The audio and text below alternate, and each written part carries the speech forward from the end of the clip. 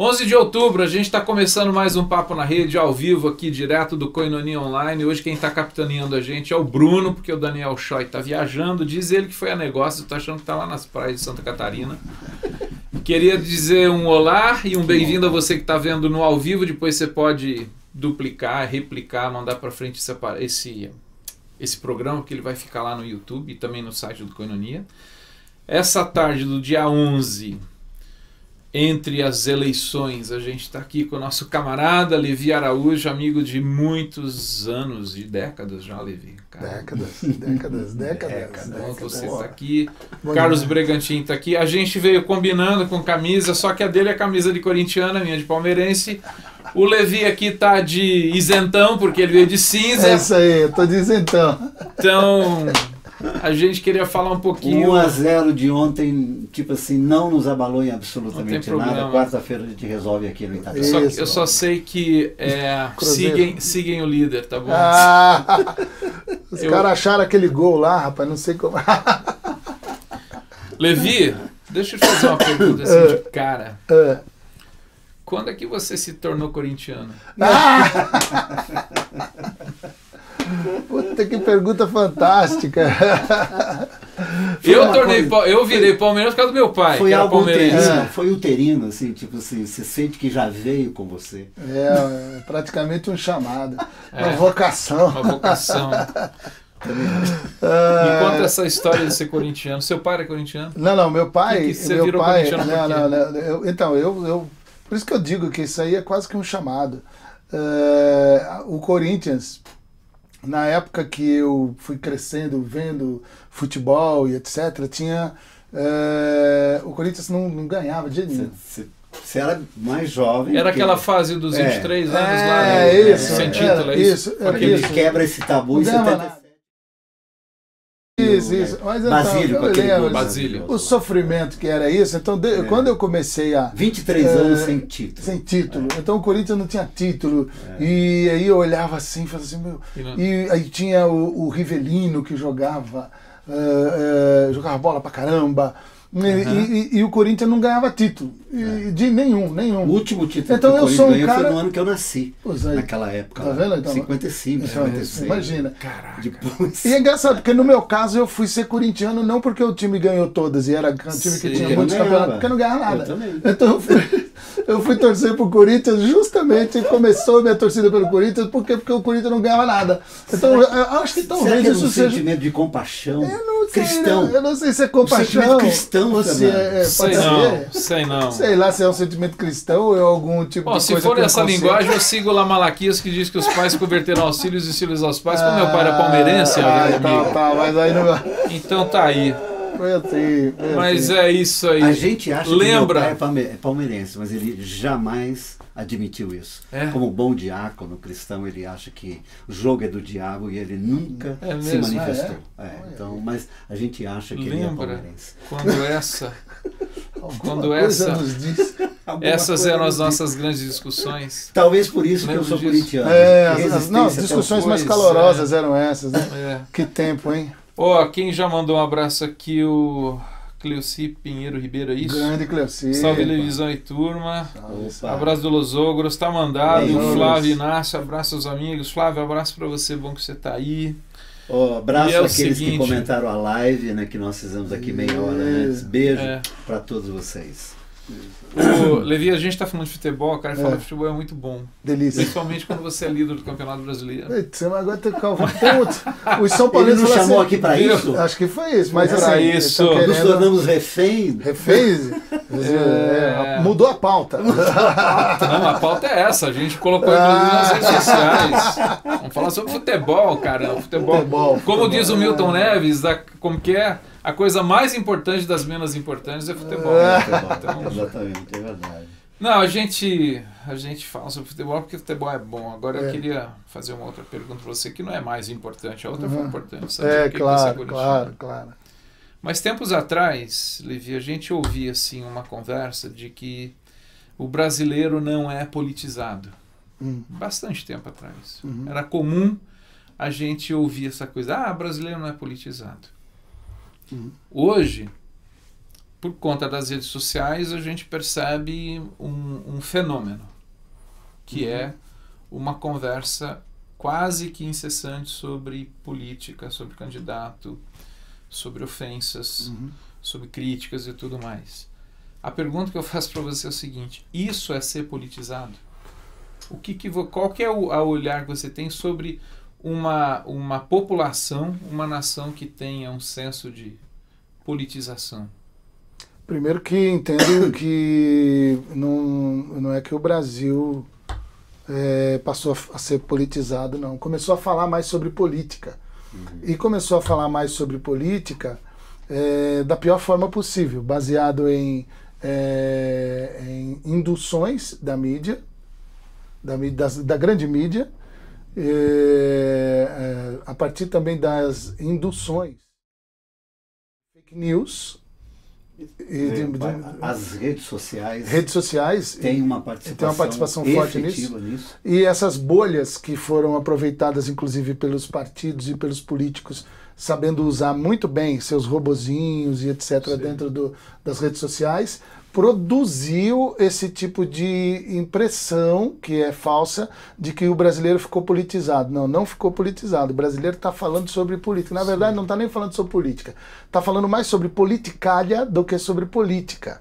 Então não está discutindo política, não está discutindo até a própria política partidária, que tem seu espaço, políticas públicas, políticas que são essas falas, esses conceitos, que são conceitos legítimos, necessários e fundamentais para um Estado democrático de direito, que é falar sobre política com P maiúsculo, políticas públicas e também a política partidária, para poder viabilizar dentro do jogo democrático e dentro da ordem democrática da justiça eleitoral esse movimento onde esse diálogo, esse debate é feito e dentro da nação. Então não vejo como politizado, porque uma nação politizada é uma nação que sabe fazer a leitura desses conceitos, que são os conceitos políticos e ideológicos. Então, a gente está falando de história aí também. História, e não histórico. Só. Tem que fazer um resgate conceitual dos conceitos políticos e ideológicos, e também tem que se fazer um resgate histórico de como é que essas políticas ideológicas ou essas ideologias com suas políticas, elas tiveram espaço na história das nações e dos povos. Como é que isso aconteceu? Esse resgate sendo feito de maneira honesta, porque o que é ruim é a desonestidade intelectual.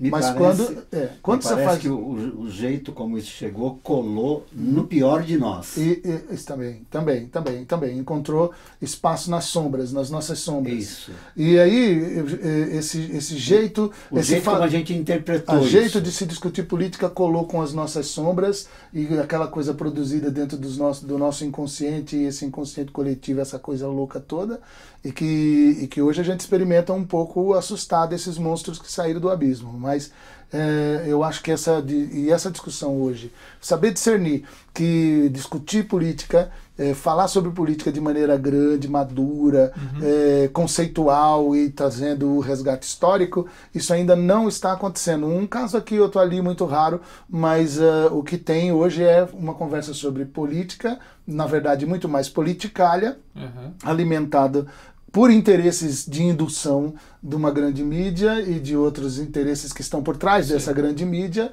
e que também estão sabendo utilizar muito bem as redes sociais para poder atingir as pessoas e produzir com que essas pessoas reverberem algumas fake news ou algumas coisas que eles têm interesse de que fique gravado, fique cravado na mente, nos discursos, nos diálogos e nos WhatsApp das famílias. Sim. Se a gente fosse fazer um paralelo que você está dizendo, desculpa, Brexol, mas me veio uma figura na mente que é a seguinte: é como se a gente fosse falar sobre alimentação e a gente olhasse uma população que não está bem alimentada, ela está obesa. Me parece que a gente tem uma obesidade de ideias e de palavrório, mas não tem uma saúde em termos de nutrição acerca do que é política. Isso. Do mesmo jeito que a gente tem que olhar a seguridade alimentar como um acúmulo de gorduras e de resíduos, resultados no corpo de uma alimentação errada, hoje você tem mais ou menos essa obesidade danosa, mórbida e perigosa no que diz respeito às discussões políticas. Como tirar proveito de um momento como esse, em que, de um jeito ou de outro, há aqueles que sequer se aventuravam a falar sobre o assunto, estão falando, estão opinando, né?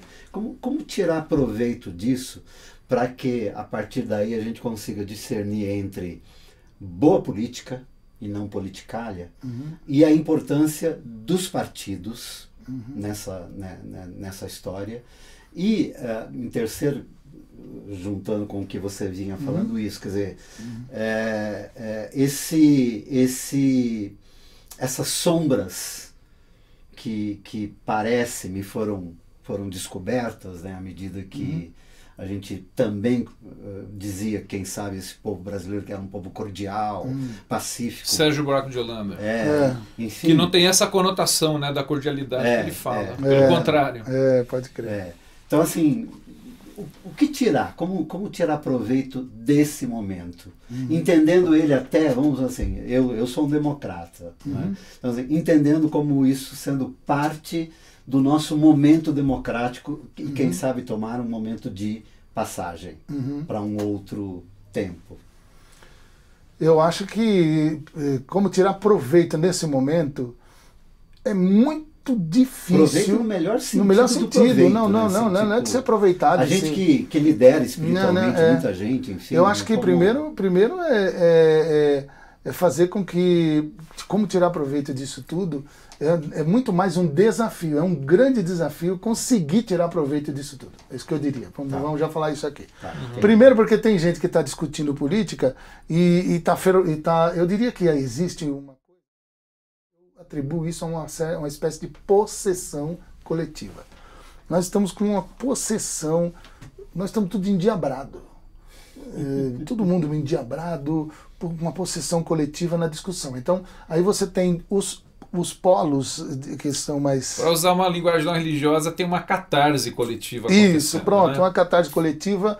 E isso está produzindo umas coisas assim terríveis, porque as pessoas elas estão raivosas de um lado e raivosas do outro lado. E medrosas, né? Porque, não, a raiva e medo. Essa raiva é com medo. Essa raiva é medo do outro lado. E esse medo do outro lado está provocando uma raiva, uma vociferação, uma verborreia agressiva, danosa, desrespeitosa, que fere, que machuca, que ofende, criminosa, e muitas vezes criminosa contra o outro. E esse tipo de situação, por isso que é um desafio tentar tirar proveito. Primeiro, como é que a gente vai tirar proveito de gente possessa? Como é que a gente vai conseguir tratar com pessoas se elas estão possuídas? Outro efeito é que as pessoas que não estão possuídas estão com medo sem se pronunciar. Então eu vejo um monte de gente aí que está falando assim, eu odeio política. Por quê? Por causa das tretas. Os meninos, os adolescentes, meus filhos, eu odeio política por causa das tretas. Esse eu odeio política legítimo por causa das tretas, por causa dessa doença, dessa possessão, é danoso. Qual o grande desafio fazer com que essas pessoas não demonizem a política, não demonizem o discutir política e tentem sair desse ambiente possesso para poder fazer com que essa discussão fique como o endemoniado gadareno agora já com o seu justo juízo, tomado banho com roupas e diante de Jesus, trazendo que já estava ali numa situação crítica para aquela cidade, que lucidez, essa lucidez. Então ali o grande desafio nosso, como tirar proveito, eu acho que o desafio para tirarmos proveito é que nós temos que agir mesmo dentro de um aspecto mesmo de exorcismo. Então, tem um exorcismo aí primeiro. Eu ia mudar um pouquinho a pergunta do Brecht, assim, ao invés de tirar proveito, como que a gente exorciza? E aí você falou essa linguagem que você está usando, que é muito interessante, de uma possessão, porque a impressão que eu tenho, Levi, é que as pessoas estão possuídas por uma ideia. Não é que elas possuem a ideia. Não, elas estão possuídas por uma ideia. De um lado e de outro. Vamos dizer, já que a gente está falando de polarização, é de um lado e de outro. Isso. Quais são caminhos que a gente pode pensar em exorcizar, vamos dizer, essa coisa que possuiu as pessoas em termos de ideias. De tentar trazer para a lucidez, para um olhar mais distanciado da questão, mais global, numa perspectiva mais histórica, os riscos verdadeiros que a gente vive. Quais são caminhos? Acho que a primeira coisa é deixar do lado de cá os verdadeiros riscos, que são fatos. Não vamos deixar isso aqui, depois me ajuda a trazer daqui. Está aqui. Tá. Existem riscos que são verdadeiros, que são fatos, que nós precisamos prestar muita atenção. O risco iminente, verdadeiro, factual. Tem luzes piscando no painel. Tem luz piscando séria aqui no painel, tá? Mas o que eu acho que a gente pode fazer, um primeiro movimento, penso eu tenho orado por isso, é para que quem está do lado de cá, né? Quem está do lado de cá, dessa minha mão esquerda, quem está do lado dessa minha mão esquerda, consiga perceber que do lado dessa minha mão direita tem gente boa. Tem gente boa do lado da mão direita e tem gente boa do lado dessa mão esquerda aqui. Do lado dessa mão direita e dessa mão esquerda tem gente possuída, possessa. Mas também tem gente boa. Tem gente possuída, demonizada, endemoniada. Tem demônio, ou seja, estão loucos, estão babando, estão enlouquecidos, estão possuídos, estão... Talvez só estejam assim gadarenizados. Estão possuídos. Eu também. Se deixaram pôr. Se toda pessoa que está possuída se for exorcizada, obviamente que essa pessoa ela entra dentro do grupo dessas pessoas que hoje não estão possuídas, mas estão desse lado. Sim. Então, do lado da mão esquerda tem gente possuída, mas também tem gente boa, que não está possuída. Sim. E tem do lado da minha mão direita gente possuída, mas também gente boa que não está possuída. Eu acho que o nosso grande desafio é fazer com que essas pessoas elas consigam se descolar desses grupos possessos. E esses dois grupos de gente boa que está do lado esquerdo, está do lado direito, gente boa sim, gente de Deus sim, gente crente sim, gente piedosa sim, e ouvir Jesus, que é o que exorciza tudo que é demônio, conseguir de alguma forma parar para ouvir Jesus e perceber, porque é daqui com essas pessoas boas que há mais chance de um olhar para o lado do outro com uma atitude, vamos dizer assim, não endemoniada, sim, não possessa, não endiabrada, não diabólica. Os sinais de possessão, de endemoniamento, né, normalmente tem a ver com uma certa desumanização. Sim. Sim. Normalmente. Sim, é um dos sinais que a gente tem. É você ser transladado para um ambiente de uma engrenagem desumana. E é aí que você colocaria os riscos. Isso, aí já vai aqui mais para os riscos, né? Do lado da minha mão direita tem gente com muito medo dos riscos que pode vir do lado da mão esquerda. E do lado da mão esquerda existe muita gente com muito medo dos riscos que pode vir do lado da mão direita. Agora, os fatos que estão acontecendo hoje, que estão realmente com luz acesa, que tem onde dizer que aconteceu, tem onde afirmar que foi dito, as palavras, as falas, elas foram gravadas, elas são estimuladas, continuam sendo estimuladas e alimentadas o tempo todo por lives que deveria já ter baixado a bola, mas não baixa a bola. Existe uma energia que vai fazendo com que esse negócio aqui, que eu quero chamar a nossa atenção, que tem a ver com coisas que o nome mesmo, na verdade, que eu falo, eu levito falando. É o neofascismo. O neofascismo, que é um negócio complicado e perigoso, ele está aqui. E existe sim. E esses neofascistas encontraram abrigo em um desses espaços aqui. Não quer dizer que todas as pessoas que estão nesse espaço onde o neofascismo encontrou lugar, encontrou espaço, não significa que todos são fascistas. Isso aí é um absurdo se dizer isso, está errado dizer isso, isso é um engodo, isso não pode ser dito. O que há é que o neofascismo que que alguns hoje estão usando muito a expressão nazifascista, né? Esse neofascismo está... Tem identificação, sim, tem registros históricos, sim, tem registros antropológicos, sim, tem elementos, características e símbolos que são marcas de todo esse ranço perigoso da história e que é a questão do neofascismo. Então, esse daqui é um fato, é uma verdade. E o cuidado nosso na hora de poder fazer com que haja uma reconciliação, o cuidado nosso na hora da gente fazer esse movimento de dizer, peraí, tem gente boa do outro lado também, a gente tem que tomar muito cuidado, e esse é o outro desafio enorme. E ao fazer isso, a gente tem que tomar cuidado para não minimizar isso aqui, esse risco, não minimizar o risco do neofascismo. Fazer de conta que não existe. Fazer de conta que não existe, minimizar, não é tudo isso não. E pior, fazer de conta que não pode se repetir. Porque existir, a gente sabe existir. Assim, é tácito na história. É lógico. Eu acho que a questão é minimizar, Levi, a possibilidade de que possa repetir. De que possa repetir. O que é uma tolice? O que é uma tolice falar isso. Então, minimizar. Outra coisa, desculpar. Ah, não, mas eles se levantaram aqui por culpa daquele outro lado ali. Foi o outro lado que fez com que eles ficassem assim. Outro erro absurdo de leitura histórica, de leitura sociológica, antropológica. Errado. Então, é essa coisa que é essa coisa do mal.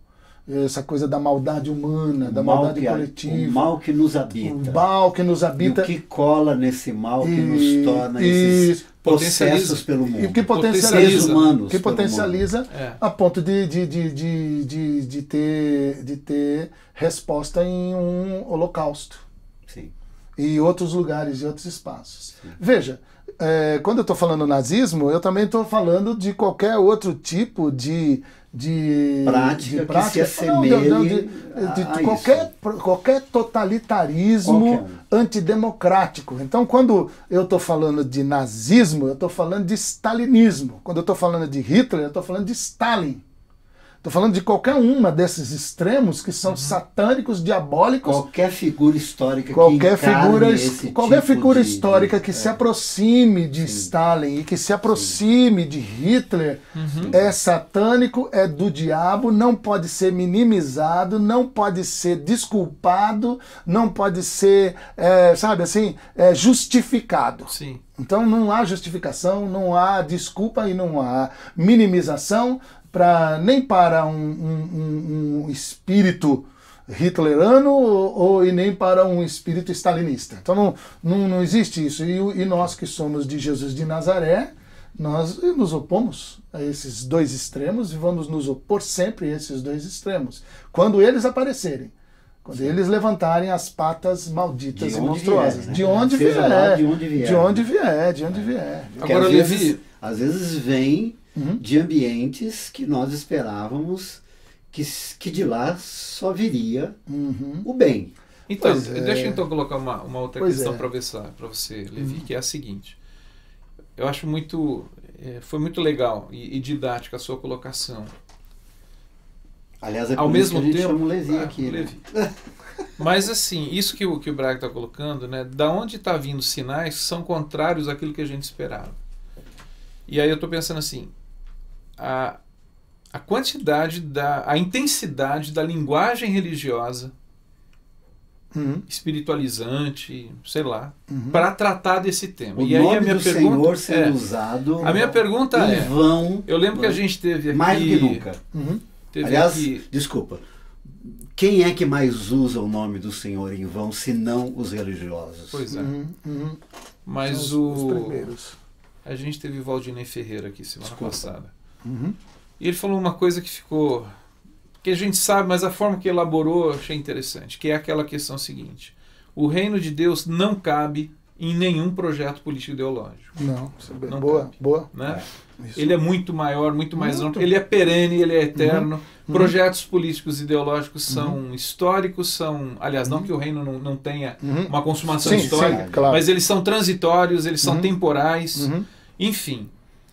Aí a minha pergunta é, a igreja que é aquela que de certa maneira é a portadora, sinal do reino, eu estou falando de igreja aí, podemos generalizar esse sentido de igreja, mas ela não está trocando, qual é a sua opinião? E a minha pergunta é essa, Levi. A gente não está trocando ou não está substituindo um projeto de igreja que é reino de Deus por uma linguagem, por trazer para dentro da igreja um projeto que é político ideológico? Sim. Seja de que lado for, estou tentando analisar o fenômeno. Sim. E qual é o problema e que isso pode nos trazer como igreja, identidade de corpo de Cristo, que tem uma missão crística, evangélica. Do reino. Do reino. Eu tenho certeza de que essa coisa já se misturou, porque sempre se misturou. Uma coisa é o reino de Deus, outra coisa são os impérios dos homens. E o reino de Deus tem o seu palácio e o reino dos homens também tem seu palácio. O reino de Deus tem Deus como a sua divindade. O reino dos homens tem os seus deuses e as suas divindades também. E eu já disse isso em uma ocasião agora recente, inclusive, de que quando eu olho para a Bíblia eu percebo aqui alguns homens e uma mulher, eles foram fantásticos para nos mostrar a diferença entre ser servo do palácio e servo no palácio. O José, ele consegue fazer essa diferença de servo do palácio e servo no palácio. Ele sabia que ele era servo no palácio, não era servo do palácio. Então hoje, o que aconteceu com a igreja e com os pastores e com os líderes? Eles, na verdade, indo para lá com a religiosidade, com a religião, com a moral religiosa, eles terminaram se transformando em servos do palácio e não servos no palácio. Usando o vocabulário religioso. Com a moral cristã e o vocabulário religioso para poder dar o tom de que não, nós somos crentes e estamos evangelizando o Brasil, o mundo. O Brasil é do nosso Senhor Jesus. Errado. Então os servos do palácio e no palácio, a gente é só aprender com a história de José, aprender com a história de Neemias, e aprender com a história de Esther, aprender com a história de Daniel, Sadraque, Mesaque e Abdenego, porque esses caras, eles foram caras que ensinam a gente, quando a gente estuda a Bíblia, a diferença entre ser servo do palácio e servo no palácio. O servo do palácio, ele se mistura com a ideologia do palácio. O servo do palácio, ele alimenta a ideologia do palácio. O servo do palácio, mesmo ele sendo um homem de Jesus, uma pessoa de Jesus, um homem de Deus, ele vai fazer com que o palácio, o pensamento do palácio e a estrutura dominadora do palácio, seja lá qual for o império, seja lá qual for o império, de que lado foi esse império, ele termina sendo uma coisa complicada, porque essas pessoas que deveriam ser servos do Eterno no palácio, elas são pessoas, sacerdotes e homens e mulheres de Deus, que estão ali. E o resultado disso, nós até aqui no Brasil, na verdade, assim, nós estamos vendo o resultado disso. Né? Aquela história do quando os profetas se sentam na mesa dos reis e se deleitam. Pode se sentar, mas se deleitam, desfrutam da mesa do rei. A princípio há um certo prazer nessa história, mas o resultado nós já estamos vendo. Quer dizer, para muitos, né, que quando nós os conhecemos eram profetas, hoje são presidiários. Né, estão correndo da justiça e a justiça atrás deles. Né, porque quando chegaram no palácio, se tornaram servos do palácio. Isso, e inclusive usaram... Deixaram o espírito de Esther de lado e assumiram o espírito de Amã. E foram para lá e fizeram campanha e foram reeleitos como se fossem pseudônimos de José, de Daniel, Daniéis e não sei o quê. Agora tem uma coisa que eu acho que é importante a gente perceber, é que o reino de Deus se sobressai. Eu fico pensando lá naquela grande estátua de Daniel, que representava os impérios humanos. E que uma pedra cortada sem mão vem e destrói tudo aquilo. Aquilo ali é a consumação do reino, onde essa pedra cortada sem mão representa o reino de Deus. E a estátua representa exatamente todas as figuras de todos os impérios dos homens. Okay? Ídolos, todos os impérios dos homens e com o seu ídolo, com o seu ídolo de ouro, com o seu ídolo de riqueza, que Jesus me parece que chama de Mamon. Então esse negócio todo aqui é destruído aqui, ok? Mas esse reino que é o reino de Deus, já tem um rei, que é o rei dos reis, mas é o rei do reino, que é o Messias. esse Messias, ele é o Messias do ano aceitável do Senhor. Então a gente vai para as categorias do reino de Deus. E qual é a categoria do reino de Deus, do Messias que apresenta o ano aceitável do Senhor? O ano aceitável do Senhor, que nada mais é do que o ano do jubileu. É o ano do jubileu que zera as dívidas, que liberta os escravizados e que faz com que a economia seja uma economia sustentável e solidária. Por quê? Porque ela faz com que a terra descanse para que a economia, aquele tipo de economia, pudesse ser solidária e pudesse ser sustentável. E também não é só isso, e liberta-se no 49º ano o irmão que por algum motivo ficou aprisionado durante aquelas décadas por conta de dívidas. E mais ainda, ele deixa de ser escravo e fica livre. E o povo todo faz festa. Por quê? Porque as terras são devolvidas. Porque a dívida é perdoada. E aí faz um ano de festança. Por quê? Porque agora eu não vou ficar mais com aquele monte de terra que eu tinha, porque agora eu vou cantar e fazer festa porque eu estou devolvendo as terras. Eu vou agora devolver, perder da dívida. Sem cortar sua empolgação, mas eu queria dizer o seguinte, meu amigo. Essa pedra rola, se não houver um coração convertido...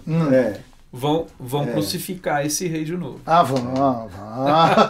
Mas por quê? E outra coisa, e vão arrumar mais um sacerdote para poder, de alguma forma, fazer uma classe sacerdotal. Sua imagem semelhante. Uma classe sacerdotal para poder fazer a ponte. Posso ler uns e-mails aqui que chegaram? O pessoal tá mandando, então vamos lá. O Martins Foz do Iguaçu. Qual a postura do Brega e dos demais sobre as decisões políticas do país? Estamos falando sobre isso. Estamos falando sobre isso. Vamos fazer um outro programa. Nós estamos deixando claro nas entrelinhas. É isso aí. Ó, o Leonilson, lá de São Luís, Maranhão, cara. Brega tá contente? Nem parece que o Timão perdeu ontem. Cara, quarta a gente resolve aqui. A gente está resolvendo esse negócio. Profeticamente aqui. Eu declaro. O Jeff lá de Morganville, New Jersey. Rapaz, o programa tá internacional. Saudade de vocês. Beijo pro Levi, pro Brega. Beijão, Jeff. Jeff, saudade de você também, cara. Muito bem. Poxa. Quem mais aqui? Quer ver? Ó, deixa eu ver alguém que não... Milton Frisso Júnior, São Carlos. Boa tarde a todos. Carlos, grande Milton. abração pro Levisão. Gabriel Cristos. Gabriel. Primeiramente vai Corinthians. Chega disso. Segundamente vai, cara. Ele tá falando da questão das polarizações. É pra fazer ele ler o nome do Corinthians. Pois é, rapaz. Não, tem um... tinha uma... Quem mais mandou aqui? Herbert Luiz. Herbert, daqui a pouco a gente se encontra. Hein? Não seria interessante propor pautas claras e profundas de que é possível dialogarmos sobre política, futebol e religião? Enfim, acho que o Levi está tratando disso daqui. Pauta pós-eleição, pensa nisso. Vamos fazer um negócio legal. Anular, uma pergunta prática aqui para Aida Coraza, não tem a localidade dela aqui. Anular ou me abster seria errado, biblicamente? De jeito Não, de jeito nenhum. De jeito nenhum. Direito. Arnoldo Mendonça, Jundiaí. Arnoldo. Arnoldo, tu mandou aqui uma carta, rapaz. Saudades. Eu vou ler depois pro Levi, pra gente aqui. Mas obrigado pelo seu e-mail, viu? Tá aqui, gostei da explicação do Levi sobre a existência do neofascismo, no entanto, isso não significa que todos que apoiam a direita sejam fascistas. É isso daí. Isso aí, lógico. Lucidez, Arnoldo, lucidez. É que a gente precisa. Vamos terminar com isso? Pauta pós. O que seria uma pauta pós dia 28 de outubro? Seja lá o que for, dia 28 de outubro. Você sabe que esse negócio todo que está acontecendo está nos tirando também, está dando uma depurada na gente. Claro. Por quê? Porque você sabe que se a gente voltar... Eu tenho entendido um pouco como um lance de passagem. Eu queira Deus que... Esse é meu lado esperançoso, otimista e tal. Vai passar. Você sabe que... Então eu tenho esperança, primeiro, que dependendo de como isso for acontecer, independentemente do que for acontecer. A igreja já enfrentou. Enquanto muitos da igreja se juntaram a Hitler, a verdadeira igreja venceu e passou por Hitler. Bons dias para ler o discípulo do Bonhoeffer. Isso, é só ler Bonhoeffer de novo, porque Bonhoeffer é a representação daquela igreja que resistiu. Então, não fique assustado nem assustada, meu irmão. Por quê? Porque nós, que somos discípulos de Jesus de Nazaré, olhe, lembre-se de Bonhoeffer, enquanto a boa parte da igreja, muita gente da igreja, estava ali junto com Hitler, o Bonhoeffer, ele representou um monte de gente que de uma forma muito especial permaneceu firme, e não existe nazismo que possa destruir a igreja de Jesus. Nem Nero conseguiu. Para mim, nem Nero conseguiu. Levi, só para completar, muito. E nem as ideologias chamadas de esquerda na China e nem na Stalin. Vamos falar de Stalin, o mais monstruoso. O Stalin, o mais monstruoso de todos aqueles grupos de esquerda, das ditaduras de esquerda, Stalin, pata de sangue. A igreja resistiu e venceu Stalin. Mas que é isso? Vamos lembrar do nosso irmão que foi quem escreveu e nos inspirou durante tanto tempo de Cristo nos conversa. E Dostoiévski. E Cristo nas cadeias comunistas. Enfim, de forma tão especial, a forma como a igreja resistiu. Então, a igreja não tem que ter medo de nenhum desses grupos aí. Mas vai sofrer, por isso que é chamada de igreja sofredora até hoje. Sofre, mas é entender que pode ser perseguido. O que eu queria dizer assim, deixa muito claro ao que e a quem nós somos convertidos. Sim. Para mim, esses são os tempos que definem assim, ao que e a quem eu sou convertido. Sim. E dependendo de o que e a quem eu sou convertido. Usando a linguagem de Paulo aos Gálatas, né? Qual é o evangelho que vocês abraçaram? Exatamente. Para mim isso fica muito claro. Nós não abraçamos o anátema. E outra coisa, qual que é a pauta? A pauta é voltarmos para o simples. Nós temos uma lei só e temos uma regra de ouro. O simples é focarmos na lei da maneira mais simples e mais gostosa, simples. Lei como protetora, isso. Né? Sabe qual é a lei? Não, eu estou falando da lei maior. Amar a Deus sobre todas as coisas e ao próximo como a ti mesmo. É só a gente se agarrar de novo nessa lei. Fechou, né? Amar a Deus sobre todas as coisas e ao próximo como a ti mesmo. Aí, mano, não tem espaço para misoginia, aí não tem espaço para xenofobia, aí não tem espaço para homofobia, aí não tem espaço para a polorafobia, o outro polofobia. Não existe espaço para isso, porque você vai amar a Deus sobre todas as coisas e o próximo como a ti mesmo. Mas você também vai ter a regra de ouro, que é fazer aos outros aquilo que você gostaria que fosse feito a você, porque isso é o resumo de toda a lei e de toda a tradição profética. Na verdade, nós voltamos à pauta máxima, né, que é assim, temos um problema de amor para resolver. Né?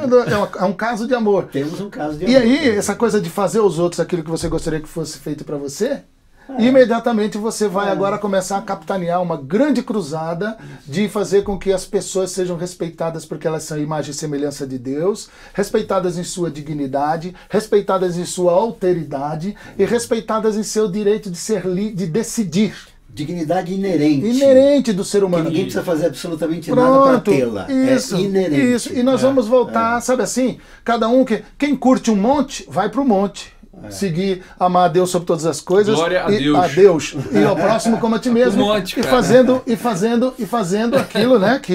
E fazendo ao próximo aquilo que gostaria que fosse feito a você. Quem não curte monte, mas curte aquelas orações silenciosas, quase que de freezer, não tem problema nenhum. Vai também ali nesse jeitão meio mais friozinho. Das 4:30 da manhã. Isso, também. Seja o que for. Mas a gente voltar de novo para essas coisas mais simples do Evangelho, para o feijão com arroz do Evangelho, para essa coisa do Evangelho, naquele tempo que o crente, quando falava, ele falava mais de Jesus do que do seu candidato. Então, quando falava essa coisa de falar de Jesus, ouvir de Jesus, eu acho que seria interessante a gente guardar no coração, que isso daí depurou bastante, eu acho que é esse alvo. A gente vai precisar disso depois. Vai precisar muito de Jesus na causa. A gente está terminando esse papo depois de 30 minutos. Muito bom. Não, quase 40. 40. Tem problema, Levi? Beleza. Arnoldo, eu vou ler o seu e-mail, ele é longo pra gente ler passa aqui, mas... Passa pra mim também. Vou passar pros amigos. Eu comecei a ler aqui. Ele faz uma ponderação muito bacana aí, também sobre essa questão das radicalizações.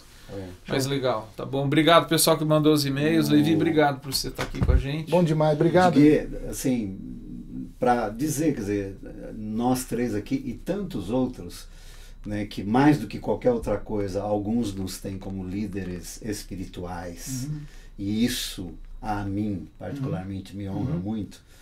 Eu digo e posso dizer certamente por vocês, todos que estão nos vendo e nos ouvindo em qualquer tempo, qualquer lugar, eu, Levi, Fernando, tenho absoluta certeza de outro. Nós estamos orando por vocês. Isso. Eu tô orando. Eu acordo com uma oração no coração. Porque eu não amo o Brasil. O Brasil é um CNPJ. Eu amo cada brasileiro, o povo brasileiro, as pessoas desse Brasil, entendeu? Os seres humanos, entendeu? E me parece que a gente não pode também minimizar o poder daqueles que se unem em oração ao Senhor dos Senhores, ao Rei dos Reis. Eu até diria o seguinte, Brega, eu acredito nisso. Não. Eu acredito que há uma igreja silenciosa e que silenciosamente ora. Nesse tempo. E só estamos aqui por causa disso. E aí de nós, se não estivéssemos orando. Esse negócio de... eu acho admirável, assim, admirável mais ou menos, aqui é ironia. Eu acho incrível cara que se diz de Jesus que não acredita no poder da oração. Eu acho muito interessante. Não, mas eu acho tão genial isso. Instrumento de tão segunda genial, categoria. eu acho tão genial que dá até desespero. Boa. Pessoal, até a próxima quinta-feira. Bruno, obrigado aí pelos botões apertados. Daniel, valeu. Daniel, aproveite bem a praia aí. Valeu, Daniel. Bom brincadeira, o Daniel tá trabalhando. Beijo bento pra todo mundo. Vote bem, vote conforme a sua consciência e respeite quem pensa diferente. Pelo amor de simples Deus. assim. Pelo amor de Deus. Só isso. Até. Beijo. Tchau.